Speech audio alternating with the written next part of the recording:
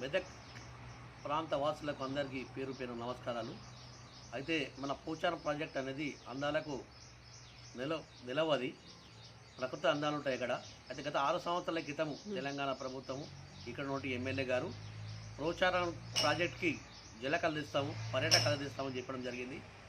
అయితే దాంట్లో భాగంగా అక్కడ ఉన్న బంగ్లాలకు మరమ్మత్తు, మధ్యలో ఒక బోట్ షికార్లు, అదేవిధంగా మా గుట్టల మధ్యలో ఒక పెద్ద హోటల్ కడదాం, ప్రకృతి కలదిద్దాం, పర్యాటక కలుద్దాం అని చెప్పి 6 సంవత్సరాలు గడిచింది. కానీ ఆ మాటలు మాత్రం నీటి మూటల్లాగా ఉన్నాయి. కానీ ఒకసారి గమనిస్తే సిద్దిపేటకు దాదాపు 100 కోట్లతోని పర్యాటకాలను ఏర్పాటు చేయడం జరిగింది. బొమ్మటి చెరువులో బోట్ షికార్లు జరుగుతున్నాయి. కానీ మన మెదక్ ప్రాంతం మీద వివక్ష చూపుతున్నారు ఇక్కడ ఉండే పాలకులు. అక్కడ 6 సంవత్సరాలైనా అది లేదు గది లేదు, ఎక్కడ వేసిన గొంగ అక్కడ ఉంది. ఇప్పటికైనా మెదక్ ప్రాంత వాసులారా ఒకసారి గమనించండి మన మెదక్పై ఎంత వివక్ష జరుగుతుందో. ఇప్పటికైనా మన ప్రభుత్వం కానీ, ఇక్కడ ఎమ్మెల్యే కానీ, ఎమ్మెల్సీ కానీ స్పందించండి. స్పందించి వెంటనే ఈ పోచారానికి ఇచ్చిన వాగ్దానాలు పూర్తి చేయాలని కోరుతున్నాం. జై హింద్, జై కాంగ్రెస్.